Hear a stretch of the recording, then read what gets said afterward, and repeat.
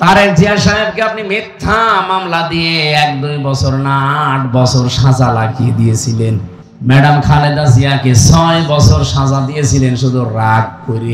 এগুলো সব মিথ্যা বানোয়াট। শুধু একজন মানুষের হিংসার শিকার হয়ে দেশের হাজারো মানুষের জীবন নষ্ট হয়ে গেছে। সব চাইতে আশ্চর্য এবং কঠিন লাগে যাদের আয়না ঘরে রেখে দিয়েছিল তাদের জন্য। আপনি নিজেকে একটু দাঁড় করান তো ওই জায়গায়। একটা জীবিত মানুষ, এদিকে 3.5 হাত, এদিকে 2.5 হাত, সামনে টয়লেট দেওয়া। নারী কমিশন যে 13টা পয়েন্টের উপরে কথা বললেন, তার একটা ছিল 7 নম্বরে এইটা যে দেহ আমার, সিদ্ধান্ত আমার। এটা পুরা কোরআনে কারিমের বাইরে। আজ আমাদের দেশে নিরাপত্তাহীনতা চলে আসতেছে, বিশেষ করে আমাদের এই প্রতিবেশীদের কারণে। আমাদের এই কুখ্যাত নিকৃষ্ট এই পৃথিবীর জঘন্যতম প্রতিবেশী ইন্ডিয়া, এই ভারত প্রতিবেশী হওয়ার কারণে আমাদের কপালে আগুন লেগেছে। কলকাতার এক সাংবাদিক আছে না, মলম সাংবাদিক, কি জানো না, ময়ূখ। আমার মনে হয় ওরা যদি আমি সামনে পাই 1 হাত না 2 হাত দিয়ে চড়বো। ওই শয়তানের একবার মুসলমানই দেওয়া দরকার। যেহেতু আমরা মুসলমান না হয়ে মরার কথা নিষেধ, আল্লাহ নিষেধ করলেন, রাসূলুল্লাহ নিষেধ করলেন। আমাদের জাতির পিতা যিনি হযরত ইব্রাহিম আলাইহিস সালাম, তিনিও নিষেধ করেছেন। কি কথা বোঝেন? তিনি তার সন্তানদেরকে বলেছিলেন, ফালা তামুতুন্না ইল্লা ওয়া আনতুম মুসলিমুন, মুসলমান না হয়ে মরবা না। সুতরাং আল্লাহর আদেশ, রাসূলুল্লাহর আদেশ, আমাদের পিতার আদেশ, ঠিক আছে না? আমরা মুসলমান না হয়ে মরতে চাই না। আর সেই কথা আমরা আল্লাহর কথা দিয়ে আরম্ভ করব ইনশাআল্লাহ। মান ক্বালা বিহি সাদাকা, কারণ আল্লাহর কথা, কোরআনের কথা। কোরআন দিয়ে যারা কথা বলবে পৃথিবীতে, নবীজি বলেন তারা সত্য কথা বলে। আজকে থেকে হাদিস দ্বারা প্রমাণ পাওয়া গেল কোরআনের বাইরে যত কথা আছে, এই কথার ভেতরে ভেজাল আছে না নেই? এজন্য কথা শুনতে হলে কোরআনের কথা শোনা লাগবে। আমান আমিলা বিহি উজিরা, এমনকি কোরআন দিয়ে যারা আমল করবে তাদের পুরস্কার আল্লাহ নিজে দেবে। এই যে আজকে বাংলাদেশের আলেম ওলামা এবং সাধারণ জনতা সবাই কিন্তু প্রায় এক কথা জানাচ্ছে যে নারী কমিশন যেটা বানিয়েছে এটা বন্ধ করা লাগবে। কারণ এগুলো একটাও কোরআনের আমল না। এখানে 13টা পয়েন্ট আছে, যে সব আমি লিখে নিছি, একটা পয়েন্টও কোরআনের না। যতগুলো পয়েন্ট লিখেছে এখানে বলতে গেলে প্রায় 20 মিনিট যাবে। সুতরাং আমি এক কথায় জবাব দিতে চাই, আমরা আমল করব। এদেশে 92% আমরা মুসলমান। কোরআনের আমল ছাড়া কোনো আমল আমরা রাজি না। আপনি অন্য কোনো আমল করলে যে কিছু পাবেন না তা না, পাবেন। কিয়ামতের দিন হয়তো আল্লাহ বাদ দিয়ে নিজে ফেরেশতাদের দিয়ে, নবী রাসূলদের দিয়ে আপনার পুরস্কারটা দিয়ে দেবে। কিন্তু কোন মানুষ যদি পৃথিবীতে কোরআনের আমল করতে পারে, আল্লাহ নিজের হাতে পুরস্কার দেবে।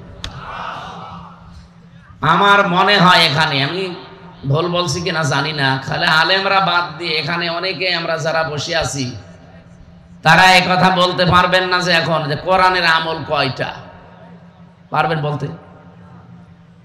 অনেকেই আমরা জানি না। অথচ আমান আমিলা বিহি উজিরা, যারা কোরআন দিয়ে আমল করবে তাদের পুরস্কার আল্লাহ নিজে দেবেন। আর আল্লাহ যদি কোনো বিষয়ের পুরস্কার দেয়, কত দেবেন সেটা আমাদের এই হিসাবে নেই। এজন্য আমরা আল্লাহর হাত থেকে পুরস্কার নেওয়ার জন্য এই কোরআনে আল্লাহ আমল দিয়েছেন 500। কত? এগুলো আমাদের করা দরকার না? আমান হাকামা বিহি আদালা, বিশ্ব নবী বলেন কোরআন দিয়ে কেউ যদি বিচার করে, সে ন্যায় বিচার কায়েম করতে পারে। এই 54 বছরে আমরা কোরআনের বিচার দেখি নাই, এই জন্য ন্যায় বিচারও দেখি নাই। যদিও 15.5 বছরে শুধু মিথ্যার ঝুলি ছড়িয়েছে যে আমরা ন্যায় বিচার কায়েম করে ফেলেছি, ডাহা মিথ্যা কথা। এটা যে আমি নিজে প্রমাণ, ন্যায় বিচার যে ছিল না বিশেষ করে 15 বছরে, তার প্রমাণ আমি জিজ্ঞাসাও করি না, আমি নিজেই ভিকটিম। আমার 3টা বছর আপনি আটক করে রাখলেন কোন আইনের বলে বলেন? মামলা দিয়েছেন, দেন জামিন পাওয়া আমার অধিকার। কিন্তু মামলাটা আমার সিএমএম কোর্ট, জজ কোর্ট, হাইকোর্ট মিলে 30 বারের উপরে উঠেছিল, একবারও জামিন দেননি। তার মানে এদেশে কোরআনের বিচার নেই, এই জন্য আমরা ন্যায় বিচার পাইনি, সব অবিচার পেয়েছি। আমার তো তাও 3 বছর গেল। আপনাদের জেলার সন্তান অপু সাহেব কত বছর ভেতরে ছিল বলেন? বাস্তবতা আপনি আন্দাজে বললে হবে। এ পৃথিবী বড় কঠিন অবস্থায় চলে গিয়েছিল শুধু কোরআনের বিচার না থাকার কারণে। যেহেতু আমার মনে হচ্ছে, আমার বিবেকেও বলে, আমার দেখা কথা যেটা, এই 15.5 বছরে যত মামলা দিয়েছে রাজনৈতিক ভাবে সবগুলোই মিথ্যা আর বানোয়াট সব। আমি নিজে যেহেতু ভিকটিমের জন্য বলছি, তারেক জিয়া সাহেবকে আপনি মিথ্যা মামলা দিয়ে 1-2 বছর না 8 বছর সাজা লাগিয়ে দিয়েছিলেন। প্রমাণে যে হয়নি তাকে খালাস দিয়ে দিয়েছে আদালত। তার স্ত্রী ডাক্তার জোবাইদা রহমানকে 3 বছর সাজা দিয়েছিলেন, প্রমাণ করতে পারেননি, তারে ছেড়ে দিয়েছেন। ম্যাডাম খালেদা জিয়াকে 6 বছর সাজা দিয়েছিলেন শুধু রাগ করে। এই কথা বলছেন না কেন? প্রমাণ করতে পারেননি, এখন তাকে খালাস অলরেডি দিয়ে দিয়েছেন। আমি চাই এই 15.5 বছরে যারাই ভেতরে আছে মিথ্যা মামলা নিয়ে, মিথ্যা সাক্ষী নিয়ে, একজন যেন ভেতরে আর না থাকে। বাবর ভাইকে ছেড়ে দিয়েছেন, গিয়াসউদ্দিন মামুন সাহেবকে ছেড়ে দিয়েছেন, জাকির খানকে ছেড়ে দিয়েছেন। আমি আলহামদুলিল্লাহ আরো ছেড়ে দেন। আমরা চাই এটিএম আজহারুল ইসলামকেও ছেড়ে দেওয়া লাগবে। এই কথা শুনলে অনেকের আবার চুলকানি ওঠে। না না মানে তার যে সাক্ষ্যের ভিত্তিতে আপনি আটক করে রেখেছেন, একটা সাক্ষী নাকি দেখেছে 6 কিলোমিটার দূর থেকে, একজন 3 কিলোমিটার, একজন 1.5 কিলোমিটার, 6 কিলোমিটার দূর থেকে যে সাক্ষী দেখলো, ও কি বাস পাখি? ও পাওয়ার কত ছিল চোখের বলেন তো? এগুলো সব মিথ্যা বানোয়াট। শুধু একজন মানুষের হিংসার শিকার হয়ে দেশের হাজারো মানুষের জীবন নষ্ট হয়ে গেছে। সব চাইতে আশ্চর্য এবং কঠিন লাগে যাদের আয়না ঘরে রেখে দিয়েছিল তাদের জন্য। আপনি নিজেকে একটু দাঁড় করান তো ওই জায়গায়। একটা জীবিত মানুষ, এদিকে 3.5 হাত, এদিকে 2.5 হাত, সামনে টয়লেট দেওয়া, 1-2 মিনিট, 5 মিনিট, 10 মিনিট, 2-3-5 দিন না, কেউ 8 বছর, কেউ 10 বছর, কেউ 12 বছর পড়ে আছে। আপনি খালি শুনছেন, নিজেকে ওই জায়গায় দাঁড় করিয়ে বলেন কত কঠিন অবস্থা তারা পার করেছে। আমিও মিনি আয়না ঘরে 10 দিন ছিলাম। আমি বের হওয়ার সময় দেখেছি দেওয়ালে এই যে আঙ্গুল এত বড় বড় হয়ে যায়, এগুলো দিয়ে খুশিয়ে খুশিয়ে কেউ দেওয়ালের সাথে লিখেছে যে বন্ধুরা কেউ যদি বাইরে যেতে পারো এই নাম্বারটায় জানাবা যে আমি বেঁচে আছি। একটা মানুষ 8 বছর 10 বছর পড়ে আছে, ও জানে না এটা কোন বছর, এটা কোন মাস, এটা কোন দিন, কি বার, এটা তাও জানে না, আর কয়টা বাজে তো জানেই না। কারণ সূর্যের আলো আমিও 10 দিন 1 সেকেন্ডের জন্য দেখি নাই। কখন সূর্য ওঠে, কখন দিন হয়, রাত হয়, কোনো আওয়াজও সেখানে যায় না মাটির নিচে। আমরা শুনতে আমার মনে হচ্ছে রিমান্ড চলাকালীন আমাকে এরকম একটা চেয়ারের ওপরে নিয়েছিল, কিন্তু বসাইনি। বসে এই যে সেই চেয়ার, হাত এভাবে লাগিয়ে দিল। আমার আগে ছাত্র দলের এক ভাইকে চট্টগ্রামে বাড়ি, ওনার এই আঙ্গুলগুলো সব তুলে ফেলেছিল। চেয়ারে নাকি বসিয়ে দেয় ভাবে। আমারে বলছে হুজুরে যে মেশিন দিয়ে আমরা নখ তুলি, এমন একটা কায়দা করা মেশিন, এখানে শুধু হাতে লাগিয়ে দেবে, পায়ের সাথে লাগাবে, মেশিনে টিপ দেওয়ার সঙ্গে সঙ্গে সব নখগুলো খুলে চলে আসবে। নখ খুলে আসলে তো হয় না, ওর ওপর আবার পাতলা মিহি ওই যে মোল্লা সল্ট, ওই লবণ ছিটিয়ে দেয়। আপনার হাতে ক্লিপ দেওয়া, পায়ের সাথে ক্লিপ দেওয়া, এ গলার এখানে একটা বেল্ট দেওয়া, আপনি নড়তেও পারবেন না, কালো কাপড় দিয়ে মুখটা পেঁচানো, পায়ের সাথে হাতের সাথে আবার ডান্ডা বেড়ি লাগানো আছে।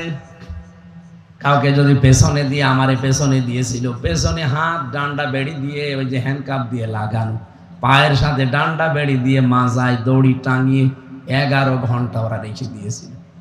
কি কিছুই না আন্দাজে।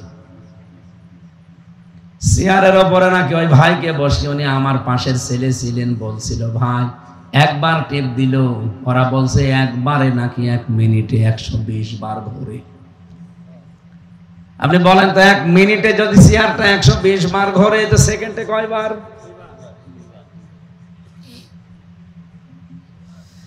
এই ছিল বাস্তবতা। মুফতি ফখরুল সাহেব আমার সাথে ছিলেন একই জায়গায়, উনি আমারে কানতেন আর বলতেন ভাই এই পায়ের ভেতরে হাত দিয়ে এভাবে, পায়ের ভেতরে এভাবে হাত দিয়ে, সামনে লোহার ব্যারিকেড দেওয়া, হাত হ্যান্ডকাপ লাগিয়ে 1 দিন 2 দিন না 3 বছর একাধারে রেখে দিয়েছে। শুয়ে থাকে মানুষ, এটা যে কি আমি ভুলে গিয়েছিলাম।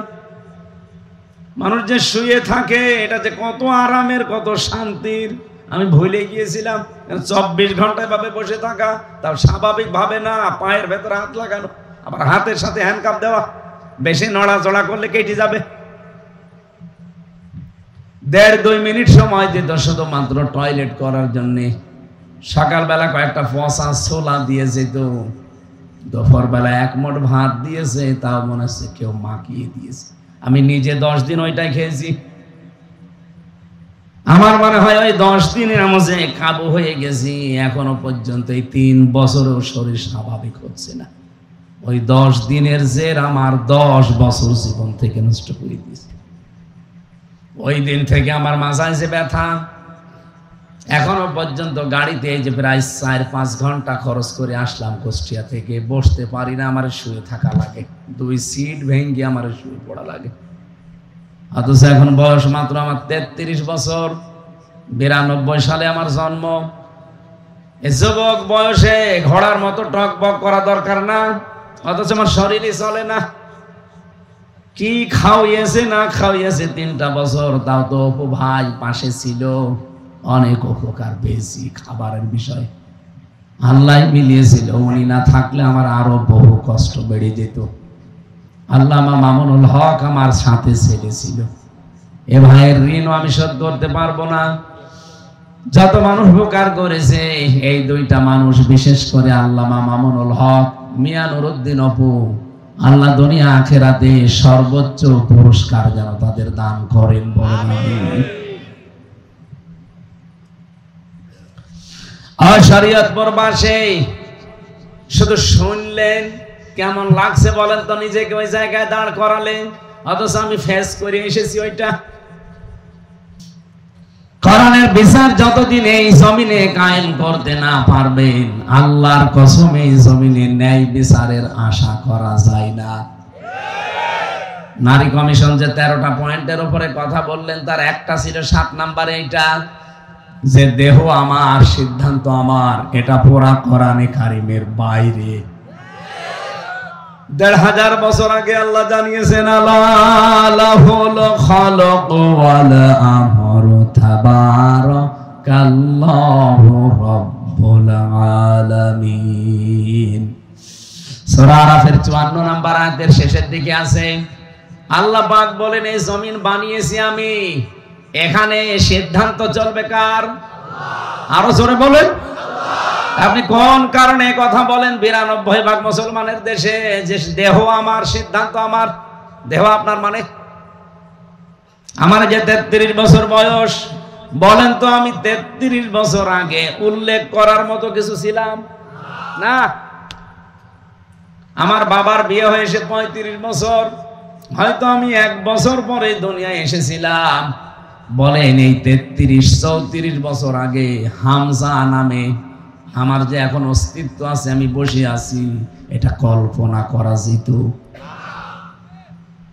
রব্বুল আলামিন একটু স্মরণ করিয়েছে, কাইফা তাকফুরুনা বিল্লাহি ওয়া কুনতুম আমওয়াতান ফাআহইয়াকুম। কেমন করে মানুষ আমার সাথে কুফরি করে?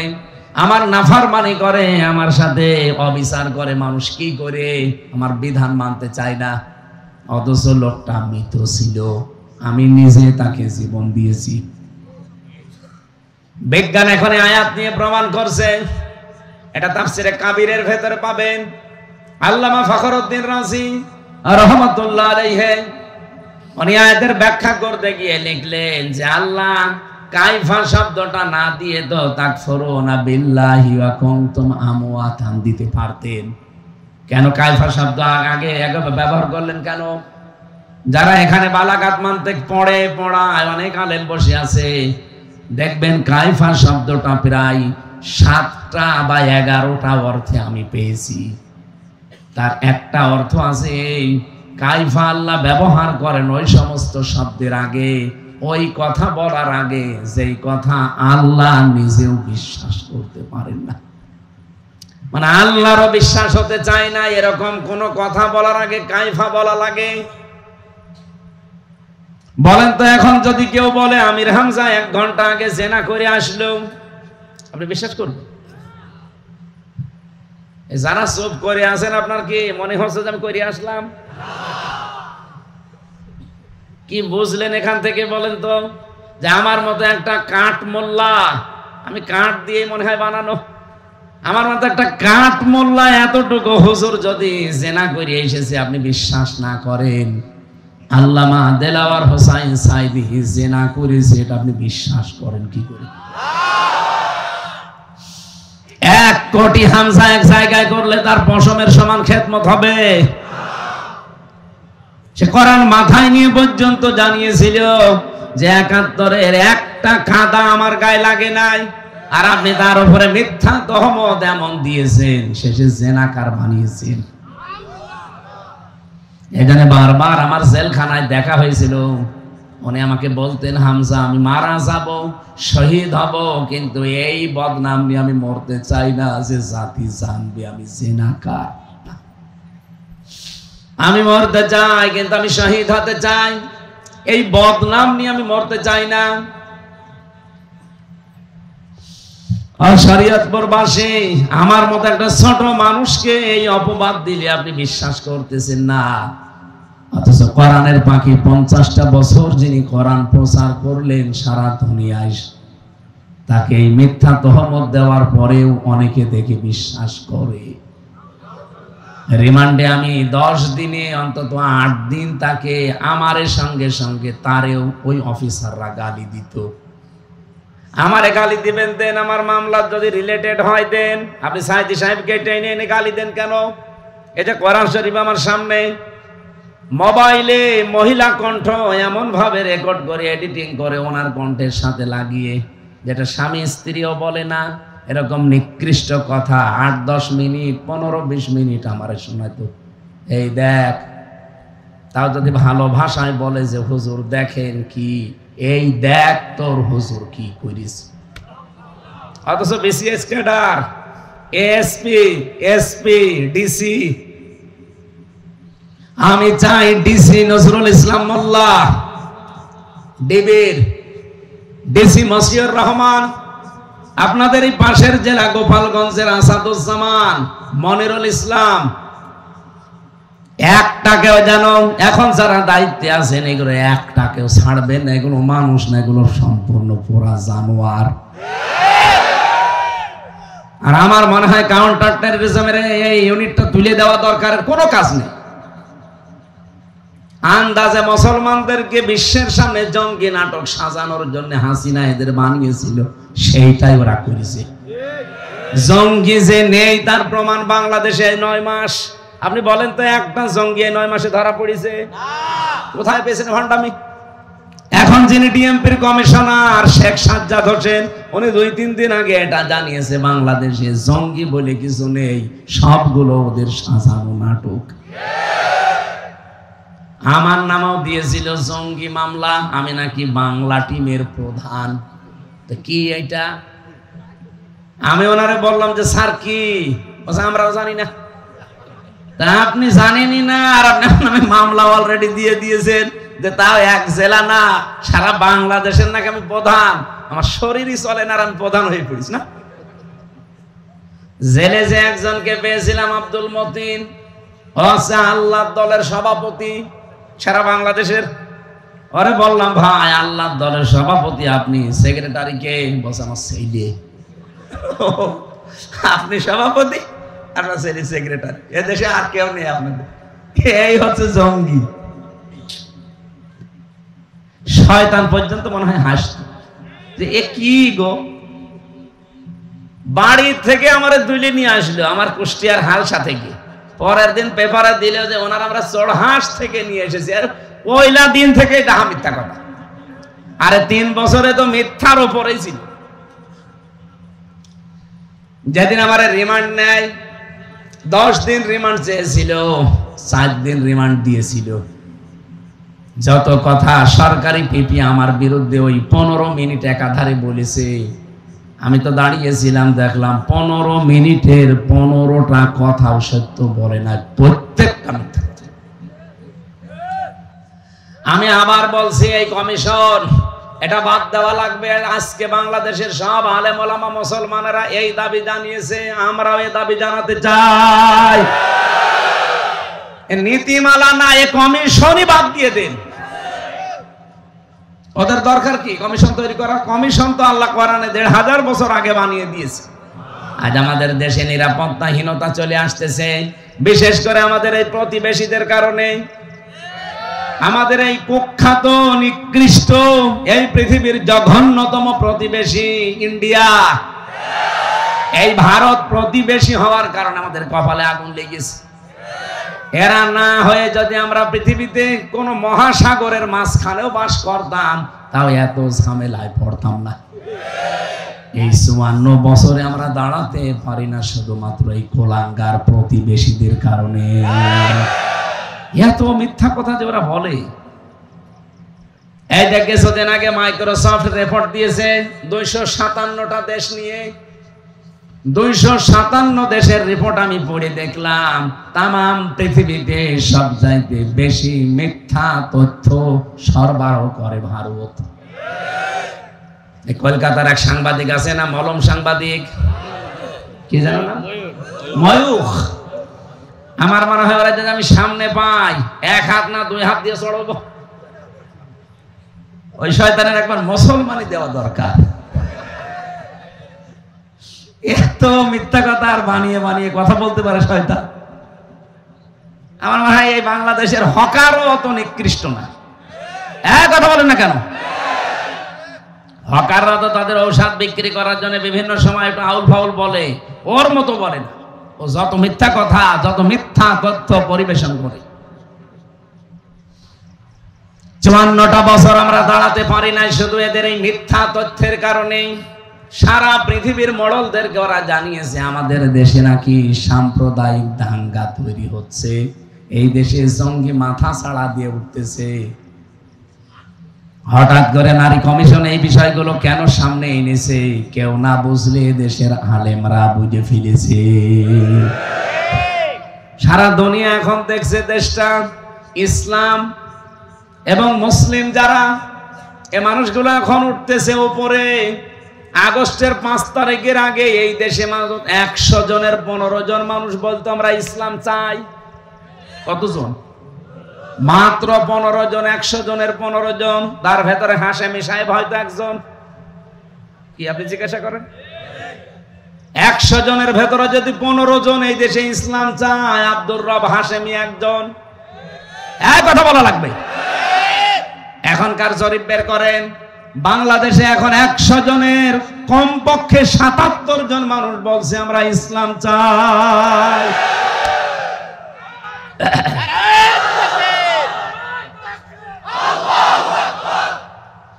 একটা তথ্য যদি ভুল প্রমাণ করতে পারেন, এতক্ষণ যা বলেছি, যা সামনে বলবো, যদি বলেন যে না এই তথ্য ভুল হয়েছে, জীবনে কথা বলবো না।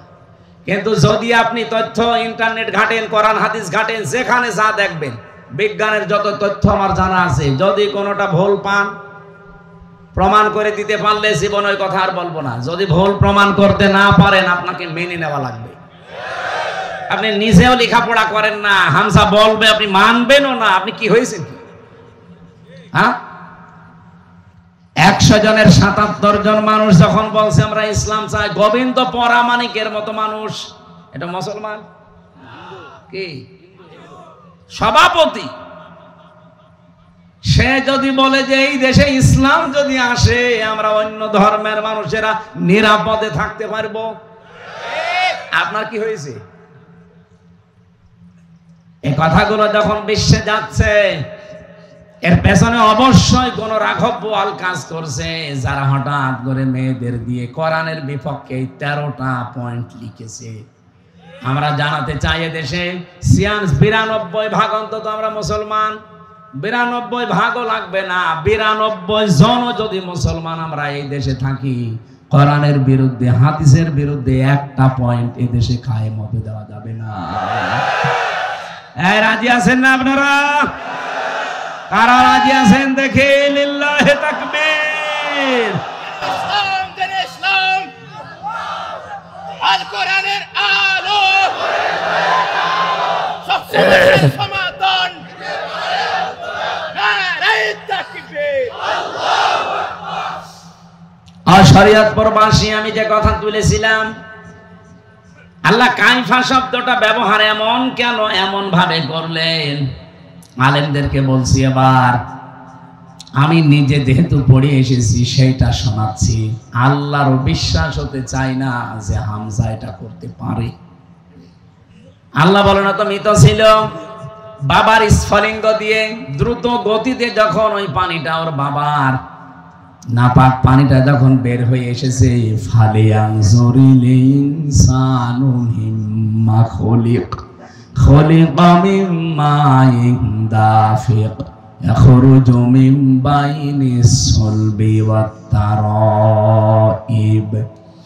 আয়াতের মাঝে একটু খেয়াল করেন তো, আল্লাহ পাক ইয়াখরুজু মিন বাইনিস সুলবি ওয়াত তারাইব দিয়েছেন। সুলবুন এক বচন, তারাইব বহু বচন। এদিকে তাকান, কোন দিকে তাকিয়ে আছেন? সুলবুন এক বচন দিলেন, তারাইব বহু বচন দিলেন। বাংলা অর্থ বলছি, সুলবুন বলা হয় পুরুষের লজ্জাস্থান, আর তারাইব বলা হয় মেয়েদের লজ্জাস্থান। আল্লাহ পুরুষের ক্ষেত্রে এক বচন ব্যবহার করলেন, আর মেয়েদের ক্ষেত্রে বহু বচন ব্যবহার করলেন। বলেন তো, পৃথিবীতে মানুষ নিয়ে আসতে শুধু মাই লাগে, বাবা লাগে না? বলেন বলেন। আল্লাহ রাব্বুল আলামিন এখানে যে পক্ষপাতিত্ব করে ফেলেছেন না, মানে আপনি আলেমদের জিজ্ঞাসা করেন তো, বাবাকে আল্লাহ এক বচন ব্যবহার করলেন, আর মায়েরটা আল্লাহ বহু বচন দিয়েছেন। দুইটাই কিন্তু বহু বচন হয় না, দ্বিবচন হয়। আরবিতে দুইয়ের অধিক তিন হওয়া লাগবে, তখন হবে ওটা বহু বচন। আল্লাহ রাব্বুল আলামিন এটা এই কারণে দিয়েছেন, এই পৃথিবীতে হামজা এ পর্যন্ত আসতে আমার বাবার যা কষ্ট হয়েছে, মায়ের কম পক্ষে 3 গুণ কষ্ট বেশি হয়েছে। বিজ্ঞান প্রমাণ করছে, পানিটা যখন মায়ের রেহেমের ভেতরে যায়, এটা যে আল্লাহ 4টা জিনিস তৈরি করে, চুল, রগ, হাড় আর পর্দা। মায়ের রেহেমের ভেতরে যে নাপাক পানিটা আছে, ওই পানি দিয়ে আল্লাহ 4টা জিনিস বানায়, রক্ত, গোশত, চর্বি আর চামড়া। 4-8টা জিনিস এক হলেই মানুষ হবে না। রব্বুল আলামিন বলেন, আমি একটা নাম নিয়েছি, তার নাম রব। কি নাম? এই রব নামের কারণে আমার পক্ষ থেকে তাকে 5টা জিনিস দয়া করে ভিক্ষা দেই। এই জন্য কায়ফা দিয়েছেন, আমি নিজে তোরে ভিক্ষা দিলাম এই 5টা: শ্রবণ শক্তি, দর্শন শক্তি, বাক শক্তি, আকেল শক্তি আর ঘ্রাণ শক্তি। এই তথ্য পাবেন সূরা নমল, এই নাহাল 14 নম্বর পারা, 14 নম্বর পৃষ্ঠার 13 নম্বর লাইনের 78 নম্বর আয়াতের মাঝের অংশে আছে, ওয়াজআলা লাকুমুস সামআ ওয়াল আবসারা ওয়াল আফইদা ইলা আখিরি আয়াত। আল্লাহ পাক বলেন, আমি যদি এই 5টার একটাও কম দিতাম, দুনিয়ায় আসতে কিন্তু পূর্ণাঙ্গ হয়ে না, অপূর্ণাঙ্গ হয়ে। আল্লাহ বলেন, যদি শ্রবণ শক্তি আমি না দিতাম, দুনিয়ায় আসতে কালা হয়ে। কালা আসে না? যদি দর্শন শক্তি না দিতাম, দুনিয়ায় আসতে কিন্তু অন্ধ হয়ে। কিরণ ভাইকে বলছি, যেহেতু ভালোবাসি আপনাকে, আপনি বলেন তো আপনার মা আর বাবা দুইজন মিলে আপনাকে 4টা জিনিস নাই দিলেও বাকি যে 5টা জিনিস খেয়ে দিয়েছে, যদি আপনার দর্শন শক্তি আজকে না দিত, আপনি আমার আগে 5 মিনিট না এখানে আপনাকে উঠতেই দিত না। কানা নামই হয়েছে তো কানা কিরণ। আমি হাসির খোরাকি দেয়নি, এটা বাস্তবতা। ওনাকে উঠতে দিতেন আপনারা? আরে ভাই, এইটা পাওয়ার কারণেই তো কিয়ামত পর্যন্ত সেজদায় পড়ে থাকা দরকার। আমার কিছু দরকার নেই, আমি চোখ পেয়েছি। কুমিল্লাতে এক বাড়িতে বসে খাবার খাচ্ছিলাম, হঠাৎ বিদ্যুৎ চলে গেল। পাশে এক অন্ধ আমার হাত চেপে ধরেছে। আমরা যে কারেন্ট চলে গেছে চিল্লা পাল্লা করছি।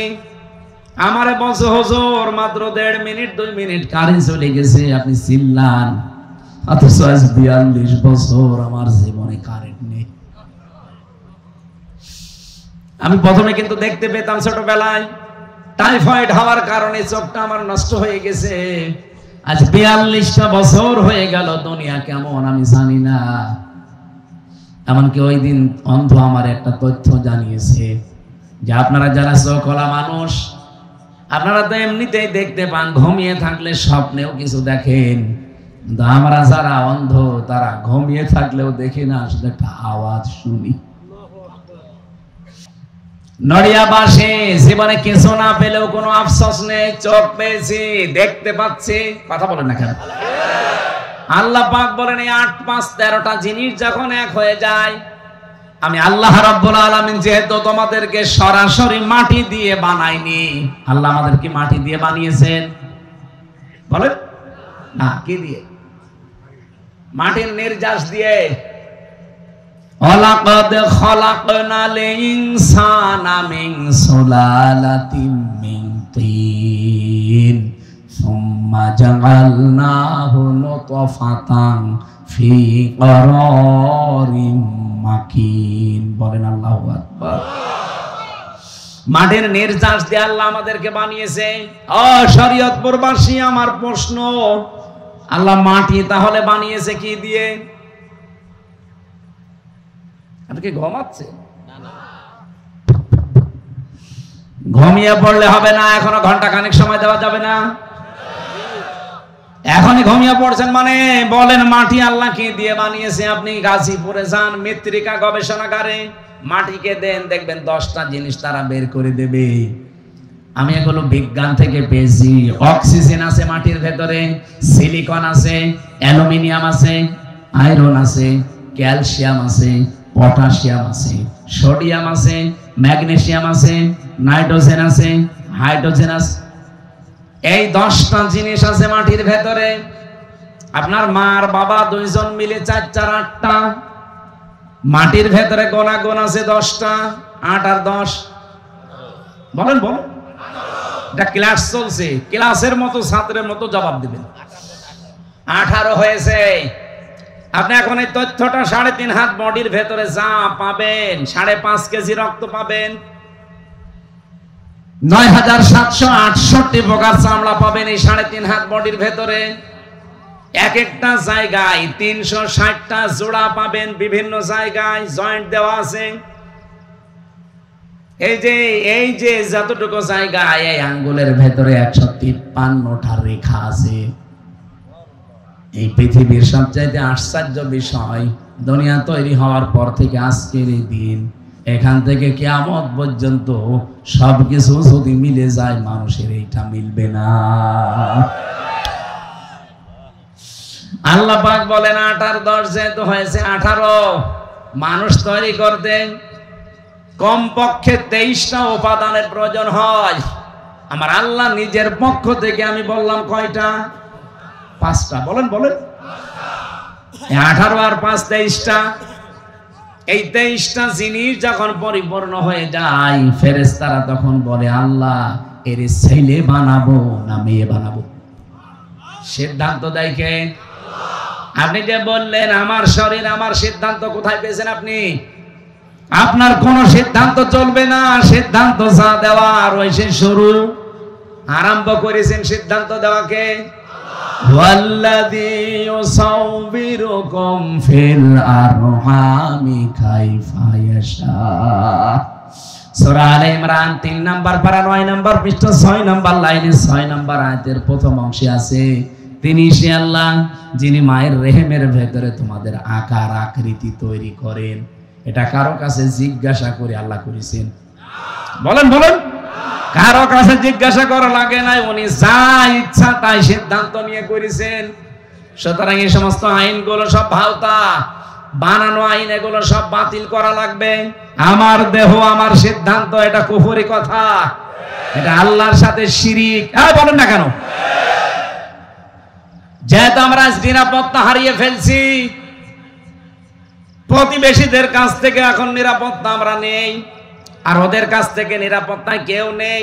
ওদের সাথে মালদ্বীপের মিল নেই। যে কয় আমার সাথে যে হুজুর ছিল মালদ্বীপে, এরপরে শ্রীলঙ্কায়, ওদের পাশাপাশি যত দেশ আছে আপনি দেখেন, একটা দেশ ওদের কাছে নিরাপদ না। মালদ্বীপ নিরাপদ না, শ্রীলঙ্কা নিরাপদ না, ভুটান নিরাপদ না, পাকিস্তান নিরাপদ না, আফগানিস্তান নিরাপদ না, মায়ানমার নিরাপদ না। আমরা হালকা নিরাপদ ছিলাম, বুবু ছিল, বুবু নেই। আমরা বুবু চলে যাওয়ার পর থেকে আমরা নিরাপত্তায় ভুগতেছি। আমার ভাইরা, আল্লাহ রাব্বুল আলামিন সূরা আনাম 82 নাম্বার আয়াত 7 নাম্বার পারা, এটা 17 নাম্বার পৃষ্ঠার প্রথম নাম্বার লাইনে আছে কি করে নিরাপত্তা পাওয়া লাগে আর নিরাপত্তা দেবে কে, এই কথাটা তিনি জানিয়েছেন। আল্লাযীনা আমানু ওয়া লাম ইয়ালবিসু ঈমানাহুম বিযুলমিন উলাইকা লাহুমুল আমন ইলা আখির আয়াত। আল্লাহ পাক বলেন, পৃথিবীতে যারা ঈমান আনবে, ঈমানের দাবি অনুযায়ী ঈমানের সাথে কোনো দিন তারা নিজের ঈমানের সাথে জুলুম এবং শিরিক, এখানে জুলুম মানে শিরিক, এটা যারা মিশ্রণ করবে না, উলাইকা লাহুমুল আমন, আমি আল্লাহ নিজে বলছি এই মানুষগুলোই নিরাপত্তার হকদার। আমাদের নিরাপত্তা রাশিয়া দিতে পারবে না, আমাদের নিরাপত্তা আমেরিকা দিতে পারবে না। এই কথা বলছেন না কেন? আমাদের নিরাপত্তা দেশের কোন দল দিতে পারবে না, আমাদের নিরাপত্তা দিতে পারে শুধুমাত্র কে? এই জন্য আল্লাহর নিরাপত্তা পাওয়ার জন্য বাংলার জনগণ, এটা রেকর্ড হচ্ছে, সারা দুনিয়া চলছে এখন লাইভে, সবাইকে বলছি, নিরাপত্তা যদি সত্যি পেতে চান তাহলে ঈমানের সাথে কোনোদিন জুলুম শিরিক মিশ্রণ করা যাবে না। এখন শিরিক কি? সারা জীবন তো শুনছি শিরিক। শিরিক কি? এটা শিরিক বিল জাত হয়, শিরিক বিল সিফাত হয়, শিরিক বিল ইখতিয়ার হয়, শিরিক বিল হুকুক হয়। আপনি শ্রেণী বিন্যাস করবেন, দেখবেন হাদিসের কিতাবে তাফসীরের বর্ণনা আমি 120 প্রকার পর্যন্ত পড়েছি। এক কথায় জবাব দিচ্ছি, শোনেন, শিরিক হচ্ছে আল্লাহ যেটা পারে ওইটা অন্য কেউ পারে, এই কথা বিশ্বাস করার নাম শিরিক। আমি যে একটা আগে বললাম যে আমার দেহ আমার সিদ্ধান্ত, এটা শিরিক, কারণ আল্লাহ যেটা পারে আপনি ওইটা বলেন। বলেন, আমি আয়াতের দলিল দিয়েছিলাম না? সূরা আরাফের 54 নাম্বার আয়াতের শেষের দিকে আছে, আলা লাহুল খালকু ওয়াল আমর, সৃষ্টি যার, সিদ্ধান্ত। আরো জোরে বলেন। এটা যদি আপনি 100 ভাগ বিশ্বাস করে থাকেন কোরআনের আয়াতকে, এদিকে তাকিয়ে এখনই সিদ্ধান্ত পাল্টাবেন। এই বাংলাদেশে যারা এই কথা বলে ক্ষমতার উৎস জনগণ, ওরা আল্লাহর সাথে শিরিক করছে। এই শিরিকে আছেন কারা? হাত তোলেন তো। একজন, ওর মাথার মনে তার কাটা আছে। না না, এই কোন দিকে তাকিয়ে আছে? আজকে সিদ্ধান্ত পাল্টানো লাগবে। আপনি মানতে পারেন না সেটা আলাদা, কিন্তু এই কথা বিশ্বাস করা লাগবে যে জনগণ সমস্ত ক্ষমতার উৎস নয়। ক্ষমতার উৎস কে? আরো জোরে। এইরকম আয়াত পড়া কোরআনে 918 জায়গায় আছে যে ক্ষমতার উৎস আমি আল্লাহ। বিভিন্ন কায়দায় আল্লাহ আমাদেরকে বোঝাতে চেয়েছেন, অথচ সেইটা আমরা অনেকে উল্টিয়ে ফেলেছি। এবার আমি আর একটা দিকে যাই, জমিন যেহেতু বানিয়েছে আল্লাহ, হুকুম চলার ক্ষমতা আল্লাহ দিয়েছে, আল্লাহ ছাড়া কারো হুকুম চলবে না। সুতরাং এই বাংলাদেশে যারা আল্লাহর কোরআনের আইন বাদ দিয়ে অন্য কারো আইন প্রতিষ্ঠা করার চেষ্টায় আছেন, আপনি শিরিক করছেন। আর শিরিক যারা করে তারা মুশরিক। মুশরিকদের জন্য জান্নাত হারাম, জাহান্নাম ওয়াজিব। এই শেষেরটা আমি বানালাম। হ্যাঁ, কোথায় আছে আন্দাজে? সূরা মায়েদা 6 নাম্বার পারা 19 নাম্বার পৃষ্ঠার 12 নাম্বার লাইনে আছে, ইন্নাহু মা ইউশরিক বিল্লাহ ফাকাদ হারামাল্লাহু আলাইহিল জান্নাহ ওয়া মাওয়াহুন নার। যারা শিরিক করবে দুনিয়ায়, 1 নম্বরের শাস্তি তাদেরকে কোনদিন আমি আল্লাহ জান্নাতে দেব না, জান্নাত হারাম। 2 নম্বরে তাদের জন্য আশ্রয়স্থল হবে জাহান্নাম। বলেন নাউজুবিল্লাহ। ও বাংলার মানুষের, আমি আপনাদের বাঁচাতে চাই, আল্লাহর কসম, আমার নিজের কথা, বাবার কথা না। আপনি শিরিক করে মারা যান, হামজা না, হামজার বাবা দিয়ে দোয়া করালেও আপনি জান্নাত পাবেন না। অনেকে মনে করে যে 20টা গরু জবাই করে দিলাম জান্নাত পাবো না, মানে জান্নাত আপনার বাবার নাকি? 20 টাকারও 20,000 গরু জবাই করলেও হবে না। নবীজির নিজের আপন চাচা সারা জীবন যে নবীকে কালে কোলে নিয়ে, কাঁখে নিয়ে, পিঠে নিয়ে, মাথায় নিয়ে, চোমা দিয়ে মানুষ করেছে, আবু তালেব। এই লোকটা যেদিন মারা যাচ্ছিল, নবীজি গেলেন, মাথার কাছে হাত দিয়ে বললেন, ইয়া আম্মি আবি তালিব, লা ইলাহা ইল্লাল্লাহ হাজ্জুল লাকা ইনদাল্লাহি ইয়াউমাল কিয়ামাহ, রাহুল বুখারী।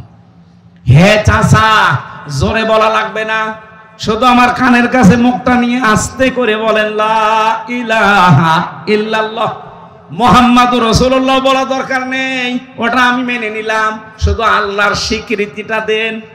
আপনি যদি জোরে দিতে ভয় পান, আস্তে করে বলেন আমার কানের কাছে। ওতবা, সাইবা, আবু জেহেল, আবু সুফিয়ান শুনেছে, ডাক দিয়ে বলেন, নেতা পড়বা, সারা জীবন বাপ দাদার ধর্ম মানলে, এখন বাপ ভাতিজার নতুন ধর্ম অনুসরণ করে কলঙ্কিত হবা। মানুষ তোমারে কাপুরুষ বলবে, ভীরু বলবে। আবু তালেব ওই দিন বলেছিল, ভাতিজা আমাকে মাফ করে দিও, তোমার এই কালেমা আমি পড়তে পারলাম না। নবীজির মন খারাপ হয়ে গেল। সঙ্গে সঙ্গে জিবরাইল সূরা কসসের 56 নাম্বার আয়াতটা নিয়ে হাজির হয়ে গেলেন। ডাক দিয়ে বলে, হে নবী, আপনি মন খারাপ করেন কেন? ইন্নাকা লা তাহদি মান আহবাবতা ওয়ালাকিন্নাল্লাহা ইয়াহদি মাইয়াশা। অবশ্যই আপনি যাকে ভালোবাসেন তাকে হেদায়েত দিতে পারেন না, বরং আল্লাহ যা চায়, যাকে চায় তাকে হেদায়েত দেয়। ওহুয়া আ'লামু বিল মুহতাদিন, আ'লামু ইসমে তাফসীল।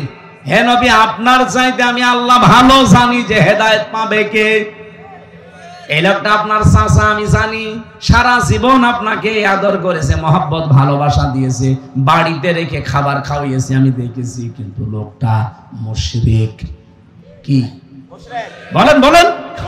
আপনি এত করে বলতে বললেন, লোকটা বলে নাই, ও বলেছে মাফ করে দেন। আপনি কি মাফ করার মালিক?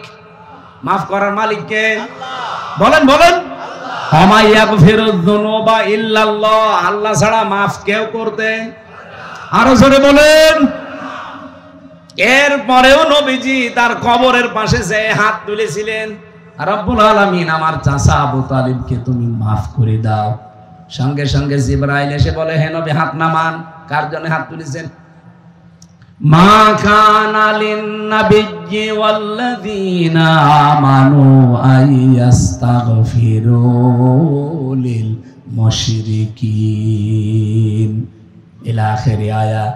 সূরা তাওবা 113 নম্বর আয়াত, 11 নম্বর পারা 4 নম্বর পৃষ্ঠা 4 নম্বর লাইনে আছে, হে নবী হাত নামান। কার জন্য হাত তুলে আপনি বসে আছেন? এই লোকটা আপনার চাচা, আমি জানি। আপনি যদি নবীও হন, এমনকি কোন নবীর জন্য পৃথিবীতে কোন মুমিনের জন্য জায়েজ নেই যে কোন মুশরিকের জন্য আল্লাহর কাছে সে ক্ষমা চাবে, যদিও ওইটা নিজের নিকট আত্মীয় হয়। শরীয়তপুরবাসী যে নবী জীবনে কোনোদিন হাত তোলা লাগে নাই, মনের ভেতরে কামনা আসলেই কবুল হয়ে গেছে, সেই নবী হাত তুলে বসে আছে, আল্লাহ হাত ফেরত দিচ্ছে। আর বাংলাদেশে টাটকা মুশরিক মরে যাচ্ছে, আর আমরা দোয়া করে গরু জবাই করে জান্নাতে দিয়ে আসছি। মনে হচ্ছে জান্নাত ওর বাবার। আপনি মন খারাপ করছেন আমি জানি ভাই, এইটাই সত্য কথা, এইটাই হক কথা। বাংলাদেশে বহু মানুষ আমরা দেখতে পাচ্ছি অলরেডি মুশরিক হয়ে গেছে। আপনি শিরিক করলে আপনি মুশরিক। আল্লাহর আইনের পাশে কাউকে দাঁড় করাবেন না, সে যেই হোক। আল্লাহর আইন চাই, আল্লাহর আইন চাই, সৎ লোকের শাসন চাই। এই শিরিকটা বাংলাদেশ থেকে তুলে দেওয়া লাগবে। শহীদ আল্লামা দেলাওয়ার হোসাইন সাইদি রহমতুল্লাহ আলাইহি একটা শিরিক সংসদ থেকে উনি তুলে দিয়েছে। আগে সংসদে যাওয়ার সময় মাথায় এভাবে ঝোকানো লাগতো। যারা আছে এমপি সাহেব জিজ্ঞাসা করে দেখেন, ওই শিরিকটা উনি তুলে দিয়েছিলেন আইন পাশের মাধ্যমে, বিল উত্থাপন করার মাধ্যমে। আজ পর্যন্ত ওটা এখনো বলবৎ আছে। সুতরাং সামনে যারাই আসবেন আমরা চাই দেশে তারা শিরিক মুক্ত করবেন, যেন আমরা নিরাপত্তায় থাকতে পারি। কারণ যারা শিরিক মুক্ত পরিবার সমাজ রাষ্ট্র করে তুলবে তাদের নিরাপত্তা দেবে সব দিক থেকে কে? যতই ওরা শক্তিশালী হোক কিচ্ছু করতে পারবে না। কিছু যদি করতে পারে বড় দেশ হিসাবে ছোট দেশকে, তাহলে শ্রীলঙ্কা কি সিঙ্গাপুরের কিছু করতে পারতো। সিঙ্গাপুর বাংলাদেশের তুলনায় এ জেলা কয় কিলো হবে বলেন তো? শরীয়তপুর এদিক ওদিকে, হ্যাঁ কমপক্ষে 170 কিলো হবে না এদিক ওদিকে। অথচ সিঙ্গাপুর পুরা আমি ঘুরে দেখেছি মাত্র 42 কিলোমিটার। এইদিক ওইদিকে মাত্র 42 কিলো, তাও সাগরের মাঝে একটা দ্বীপ। এতটুকু একটা দেশ তামাম দুনিয়ায় 10টা দেশের 257টা দেশের ভেতরে তারা 10 নম্বরে আছে। মানে সব দিক থেকে তারা এত উপরে কেন? আমরা ছোট আছি তাতে কি হয়েছে? ইন্ডিয়া মনে করে আমরা 29 ডবল বড় এদের চাইতে, মায়ানমার বলে আমরা 6 ডবল বড় এদের চাইতে, আর চীন যে কত বড় আমরা তো জানি না। এই সমস্ত রাষ্ট্রগুলো যারা মনে করবে যে আমরা বিশাল বিশাল কিছু, আমাদের কাছে চুনোপুটি না। আমাদের নিরাপত্তার মালিক আমরা বিশ্বাস করি, মনে করি কে? আর আল্লাহ বলছেন এটা পাওয়ার জন্য তোমাকে ঈমানের সাথে শিরিক আর জুলুম মিশ্রণ করা যাবে না। আর সেটা সবচেয়ে বেশি হয়েছে বাংলাদেশে। আমাদের ঈমানে ভেজাল শিরিক আছে না নেই? সব জায়গায় শিরিক। তাকান, বিশ্বাসের ভেতরে একেবারে 100% বিশ্বাস, শিরিক ঢুকে বসে আছে। নামাজ পড়ে, রোজা রাখে, হজ করে এসেছে, তাহাজ্জুদ পড়ে, কিন্তু বিশ্বাস আল্লাহর উপরে। আমি ওই যে বলেছিলাম না, আল্লাহ যেটা পারে ওইটা অন্য কেউ পারে, এই বিশ্বাস করার নাম কি? মেয়েদের ভেতরে শিরিক আছে।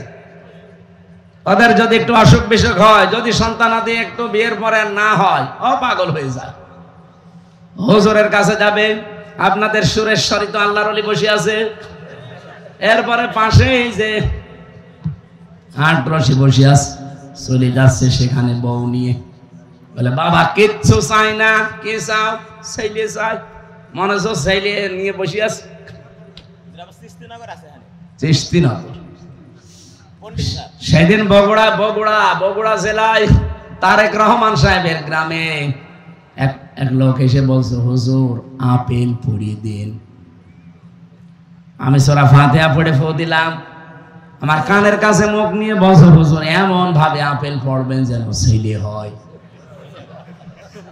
আপেল দিলাম, ফেলি।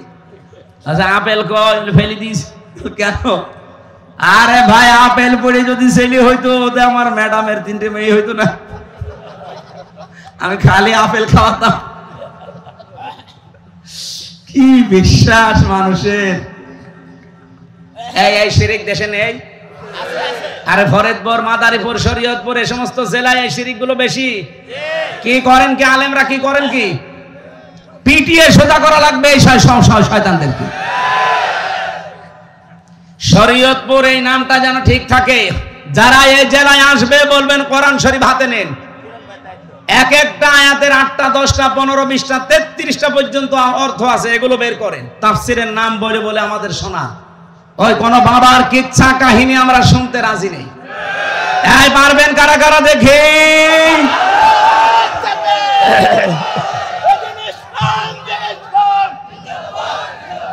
আল কোরআনের আলো সব সমস্যার সমাধান। সম্মানিত ভাইরা, আমরা যে কথা তুলেছিলাম সে কথার সারমর্ম এই, অমান আমিলা বিহি আদালা কি অমান হাকামা বিহি আদালা, কোরআন দিয়ে যারা বিচার করতে পারে তারা ন্যায় বিচার করতে পারবে। 54 বছর আমরা কোরআনের বিচার দেখেছি? দেখি নাই, একটাও দেখি নাই। যদি দেখতে পারতাম আপনি বাংলাদেশকে মিনি জান্নাত দেখতে পারতেন। আমি বাইরের দেশগুলোতে গিয়েছি, কোরআনের আইন নেই, শুধু আইন আছে, তাই তাদের দেশে তো শান্তি। এই যে মালয়েশিয়া, সিঙ্গাপুর, থাইল্যান্ড, এই সমস্ত দেশে কোরআনের আইন নেই 100%। মালয়েশিয়াতেও নেই, কিন্তু আইন যা আছে ওই আইনগুলোর প্রয়োগ আছে। এত শান্তি সেখানে বসবাস করে, অথচ 54 বছরও আমরা আজ পর্যন্ত দাঁড়াতে পারলাম না। মালয়েশিয়া 2004 সাল থেকে দাঁড়িয়ে গেছে। কয় বছর হয়? 21 বছরে দাঁড়িয়ে গেল, আর আমরা 54 বছরও দাঁড়াতে পারিনি। এত মারিং কাটিং করলে দাঁড়াবো কি করি বলেন? এত মেরে খেলে দাঁড়াবো কি করি? আমি যে হাদিস পড়েছিলাম, হাদিসের বাংলা কি বলবো? আবার নিচের দিকে টেনে নিয়েন না। আমি হাদিস বলছি, এই দোষ নবীজির নাকি না? মানে আমি তো অ্যাডভার্টাইজ করছি, মানে দাগা মালাই সালাহ ফালাইসা মিন্না। এদিকে তাকান, নবীজি বলেন যেই জিনিস তোমার না, ওই জিনিস যদি নিজের কাছে আয়ত্তে রেখে দাও, 2টা শাস্তি তোমার ওই দিন থেকে শুরু। 1 নম্বরে ফালাইসা মিন্না, এই যে মাঝখানে ফা আছে, যারা আলেম আছে জিজ্ঞাসা করেন তো ফা না দিলেও অর্থ কিন্তু হয়ে যায়, লাইসা মিন্না বললেও অর্থ হয়ে যাবে, ফা দিলেন কেন? উপরে বর্ণিত এই দোষ যদি কারো ভেতরে থাকে, মাস্ট বি, মুসলিম শরীফের হাদিস, টিকায় পড়েন, 100% আপনার উপরে যে শাস্তিগুলো আল্লাহর নবী বললেন এটা কার্যকর হবে। কি কি পাপ? কি পাপ? হচ্ছে যেই জিনিস আপনার না, ওইটা যদি আপনার নিজের আয়ত্তে নিয়ে নেন। আপনার জিনিস না, আপনি নিজের আয়ত্তে ওইটা রেখে দিয়েছেন, ওই দিন থেকে ফালাইসা মিন্না, আপনি নবীর উম্মত আর নেই। বলেন এই 15.5 বছরে যে জিনিসের মালিক আপনি ছিলেন না, সেই জিনিস আপনার আয়ত্তে নিয়েছেন এমন মানুষ নেই? আমার নিজেরটাই তো 32 লাখ টাকা নিয়েছে প্রশাসন আমার কাছে, আমার বাবার কাছে। ধরার পরে 10 লাখ নিয়েছে। যেদিন ধরে ওই দিনই বলেছে 50টা মামলা দেবো যদি 10 লাখ টাকা না দেন। মনে হচ্ছে মামলা ওদের সব রেডি করা আছে, শুধু নাম ঢুকিয়ে দেবে। আমার বাবা তো গ্রাম্য মানুষ, ও ভয়ে এদিক ওদিক করে ধার কবজা করে বেশি কিনে টাকা দিয়ে 8 লাখ দিয়েছে। শয়তানরা কথা ঠিক রাখে না, টাকাও নিয়েছে, পরের দিন একটা মামলাও দিয়েছে। এভাবে এই খাপসায় খাপসায় ওরা টাকা নিয়েছে প্রায় 32 লাখ। আকিস গ্রুপে চাকরি করতাম, তাদের কাছেও নিয়েছে প্রায় 33 লাখ। এই যে টাকাগুলো নিল, এই টাকাগুলোর মালিক কি ওরা? এই কথা বলছে না কেন? আর এখন বিভিন্ন অফিসার মাফ চায়, বলো হুজুর মাফ করে দিয়ে, মাফ করে দিন মানে? এই যে তারেক জিয়া সাহেবের গ্রামে গিয়েছিলাম মাহফিলে, আগস্টের 5 তারিখের আগে, ওটা মনে হয় মে মাসে। আমার সব কমপ্লিট, পুলিশ এসে এমন তাড়া দিয়েছে, মাঠের ভেতরে আমি 1.5-2 কিলোমিটার খালি দৌড়িয়েছি। আমার গাড়িটা ধরে নিয়ে থানায় আটক করে দিল। আমার ড্রাইভার পর্যন্ত, আগে যে ড্রাইভার ছিল তারে নিয়ে, এমন মৌলানা আব্দুল বারি ভাই বলে একজন ছিল বগুড়ার, তার পর্যন্ত গাড়ি নিয়ে আটক করে রেখে দিল। দেন আমারে তো আর খুঁজে পাইনি, আমি তো এদিক ওদিক করে এদিক ওদিক চলে গেছি। পরে খবর পাঠিয়েছে যে 1,15,000 টাকা দেওয়া লাগবে। কেন? না দিলে এমন কিছু দেব যে আবার আপনি জেলে যাবেন। কি গো, কেবল বের হয়ে আসলাম 3 বছর পর, আমার এখনো ঘাসও খায়নি। শেষে বাড়ি ভাই বিভিন্ন জায়গা থেকে ধার কর্জ করে 1,13,000 টাকা দিয়েছিল। তারপরে গাড়ি ড্রাইভার ছেড়ে দিয়েছে। এই আগস্টের 5 তারিখের পরে তো সব উলট পালট হয়ে গেছে। আর বগুড়া তারেক জিয়ার জন্মস্থান না, ওখানে যা ছিল ওই দিনই পাল্টিয়েছে। ও তো পালিয়েছে ওসি, ওরে একেবারে পাল্টিয়ে দিয়েছে সেই টেকনাফে, কক্সবাজারে। আমি সেদিন সিরাজগঞ্জে মাহফিল করে গোল চত্বরে বসে আছি, কিভাবে খবর পেয়েছে জানি না। এসে আমারে বলছে, হুজুর আসসালামু আলাইকুম, কে আপনি? আমি সেই ওসি আবুল কালাম আজাদ। আরে ভাই আপনারই খুঁজতেছি, আসুন। কি ওই দেশে টাকা নিয়েছিলাম, মাফ করে দিই। মাফ তো করবো, আগে টাকা ফেরত দে। মাফ তো আমি করতে, আমি একেবারে 2 পা খুলে বসে আছি, আপনারা মাফ করে দিলাম, খালি টাকাগুলো ফেরত দে। বলছে আমার নামে বিভাগীয় মামলা হয়েছে, আমার ট্রান্সফার করে দিয়েছে, আমি খুব ঝামেলায় আছি, আপনি কোনো মাহফিলে যেন বলে ফেলেন না, তাহলে আমি ওখানেও থাকতে পারবো না। টাকা কবে দেবেন বলে? ও সময় নিল 7 দিন, 1 লাখ টাকা ফেরত দিয়েছে। আর বলছে 13,000 টাকা আপনি মাফ করে দিয়েন, আমি মিষ্টি খাবো না। ঠিক আছে, যা। বাংলাদেশে পুলিশ টাকা ফেরত দেয়, এটা মনে হয় ইতিহাস। যারা আছে জিজ্ঞাসা করে দেখেন তো, কিরণ ভাইও তো অন্তত এই মামলা মোকদ্দমায় পড়েছে, পুলিশ টাকা নিলে ফেরত দেয়, এটাই বাংলাদেশের প্রথম ইতিহাস। এই আবুল কালাম আজাদ ওসি 5 আগস্টের পরে, আগে হলে আর দিত না, আগে হলে আমার মনে হয় আমার আরো সমস্যা হতো। এখন এই যে মানুষগুলো যা নিল, এত পারলাম 1 লাখ, আর ওই যে 32 লাখ আর হাকিজের 33 লাখ, ওগুলো দেবে কে? এই সবগুলো গোপালগঞ্জের মানুষেরা নিয়েছে। কারণ আমার এই 10 দিনের রিমান্ডে প্রায় 7 দফা যারা গেছে, তার ভেতরে প্রায় 5 দফায় গোপালগঞ্জে বাড়ি। এই যে মনিরুল ইসলাম, কথা বলছেন না কেন? আসাদুজ্জামান, আসাদুজ্জামান মানে ওই যে ওইটা নয়, বুড়োটা না, এই যে জোয়ানটা না, মিয়া না, মিয়ার আমি পাইনি। আসাদুজ্জামান যেটা কাউন্টার টেররিজমের প্রধান ছিল, এটা একটা টাটকা নির্ভেজাল শয়তান। আর একজন পেয়েছি গোপালগঞ্জের, এই খুলনার মাদারীপুরে, এটা মাদারীপুর না, শরীয়তপুর, মাদারীপুরের ওই জায়গা ট্যাকের হাটে বাড়ি। আমার মামলার আয়ু ওইটা, ওর মিজানুর রহমান, কাজী মিজানুর রহমান।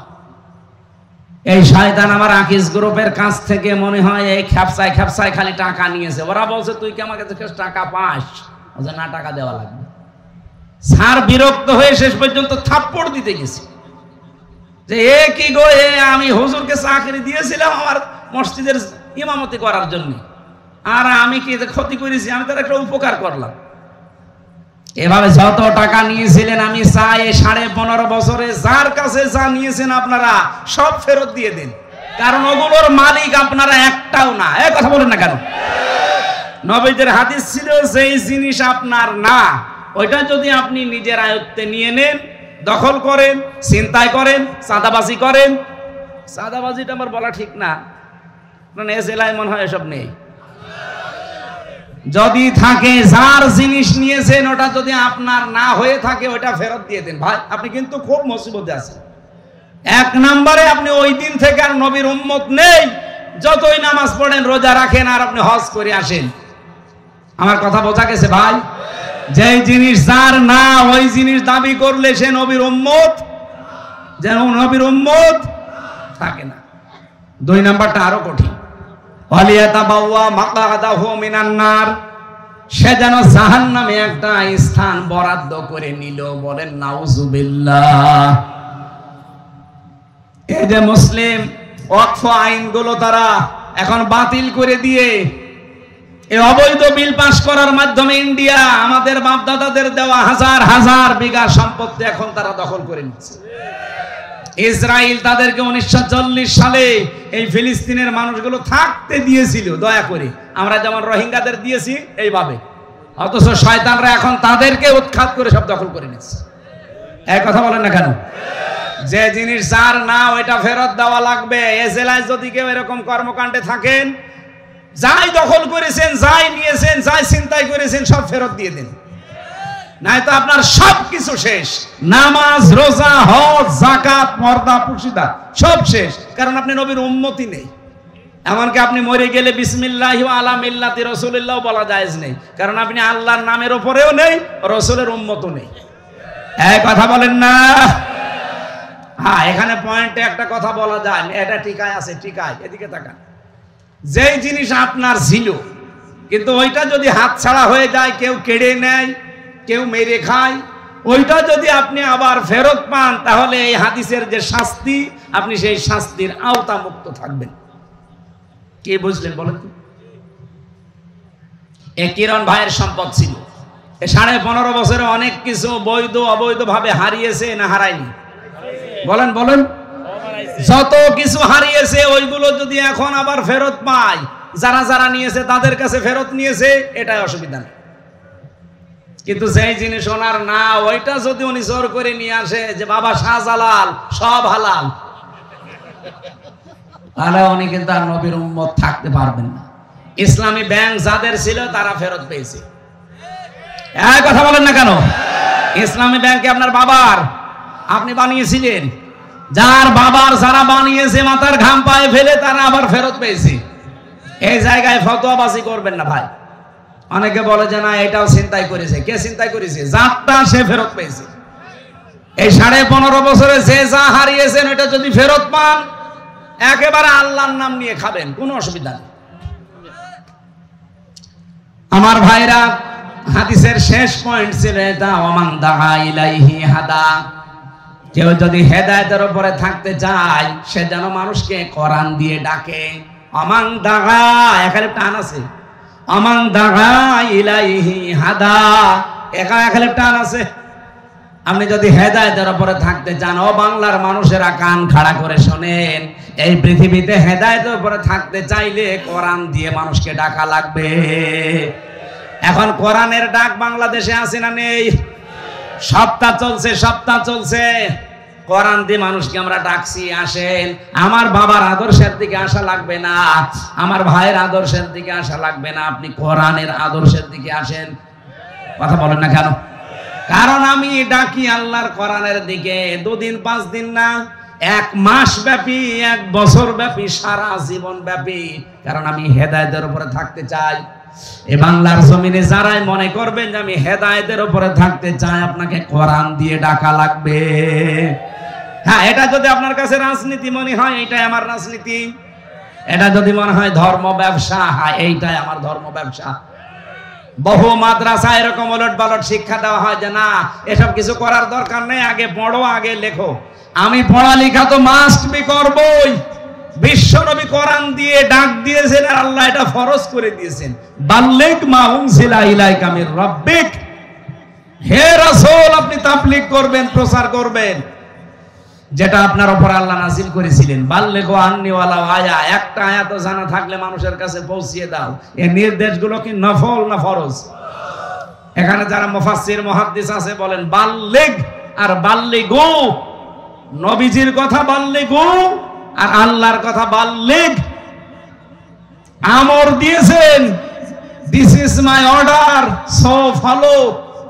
আল্লাহ বলছেন আমি আদেশ করলাম, আমি যা নাযিল করেছি ওইটা মানুষের কাছে প্রচার করো। আর নবীজি বললেন বাল্লিগু, একা একা না, সবাই মিলে প্রচার করো। এই কর্মসূচি তো এখন পৃথিবীতে আমাদের হাতে নেওয়া লাগবে। যে যতটুকু জানি ওইটাই প্রচার করা লাগবে মানুষের কাছে। কিসের কথা? কোরআনের। বলেন। কারণ আমি হেদায়েতের উপরে থাকতে চাই। ফাকাদ হুদিয়া ইলা সিরাতিম মুস্তাকিম। নবীজি বলেন কেউ যদি কোরআন দিয়ে মানুষকে ডাকে, আর এই ডাকে যারা সাড়া দেয়, তাকে আল্লাহ সিরাতে মুস্তাকিম, জান্নাতের রাস্তা নসিব করে দিবে। এই হাদিসটার উপরে আমল করার তৌফিক কামনা করছি, বলেন আমিন। আমরা বলেছিলাম যে ইসলামে উনি বলছিলেন ওয়ালা তামুতুন্না ইল্লা ওয়া আনতুম মুসলিমুন, মুসলমান না হয়ে মরবা না। আর আমার আলোচনা, আপনি মুসলমান হতে হলে ইসলামে প্রবেশ করা লাগবে। এখন আমার প্রশ্ন হচ্ছে, আমি তো ইসলামে আছি, যে দুখুলু ফিস সিলমি কাফা, তোমরা পরিপূর্ণভাবে ইসলামে প্রবেশ করো। আমি পরিপূর্ণ ইসলামে আছি না ইসলাম থেকে বের হয়ে গেছি, এটা জানার পদ্ধতি আছে না নেই? আরো জোরে বলেন। আমি যে পরিপূর্ণ ইসলামে আসলাম কাফা, এখানে সালমন সিলমন দুইটাই আছে। সালমন মানে শান্তি, আর সিলমন মানে ইসলাম। আল্লাহ পাক এখানে সিলমন শব্দ দিয়েছেন, ইয়া আইয়ুহাল্লাযীনা আমানু উদখুলু ফিস সিলমি কাফা। ওহে যারা ঈমানের দাবি করো, আমাদের ঈমানের দাবি নেই? এই কথা বলেন। আল্লাহ আমাদেরকে মনে করেন ডাক দিয়েছেন শরীয়তপুরের ঈমানদারেরা, উদখুলু, প্রবেশ করো। একজন দুইজন না, বহু বচন এটা, সবাই মিলে প্রবেশ করো। কোথায়? ফিস সিলমি, ইসলামের মধ্যে কাফা, পরিপূর্ণভাবে। আমি আবার প্রশ্ন করছি, আমি ইসলামে পরিপূর্ণ প্রবেশ করেছি, এ কথা অর্থ করলে কয়টা দাঁড়ায়? 5টা। বলেন বলেন। এটা আমি তাফসীর থেকে যেটা নোট করেছিলাম সেটা বলছি। আপনি যে ইসলামে পরিপূর্ণভাবে প্রবেশ করেছেন, প্রমাণ হবে প্রথম নাম্বারে আপনি আত্মসমর্পণকারী হবেন। আপনি এবার দিয়ে যে জীবনে মিলান, সব জায়গায় আপনি আত্মসমর্পণ আল্লাহর বিধানের সামনে করতে পারছেন। যেগুলো আপনার কাছে ভালো লাগে, আপনার উপকার লাগে, ওইগুলো করেন। যেগুলো করলে কারণের মতো, যাকাত দিতে গেলে আমার অনেক সম্পদ চলে যাবে, তখন আর মানতে চাই না। কথা বলেন না কেন? 2 নাম্বারে আপনার প্রত্যেকটা কাজে ইখলাস লাগবে। আমি নাম ধরেই বলছি, এবার আপনার মন খারাপ হয় হোক, এই পৃথিবীতে যার ভেতরে যত বেশি ইখলাস পয়দা হবে, তার দ্বারা দুনিয়ায় এমন সূক্ষ্ম সূক্ষ্ম জিনিস আল্লাহ বের করে দেবে যেটা আপনার কল্পনায়ও নেই। আপনাকে দুনিয়া বিমুখ হওয়া লাগবে এবং ইখলাস পরিপূর্ণ তৈরি করা লাগবে প্রত্যেকটা কাজে, তাহলে ইসলামে আর পরিপূর্ণ প্রবেশ করেছেন বলে প্রমাণ হবে। আমির জামাত ডক্টর শফিকুর রহমান হাফিজাহুল্লাহ আমার সাথে জেলে উনি 4 দিন ছিলেন। আমি বোঝার জন্য বলছি, এই লোকটার ভেতরে আমি ইখলাস পেয়েছি, আল্লাহর উপরে তাওয়াক্কুল, ভরসা পেয়েছি এত বেশি। আপনি দেখেছেন তার ইখলাস, আমি নিজে প্রমাণ করেছি, কিন্তু আমি না এক চুল পরিমাণ তার নড়তে দেখি নাই।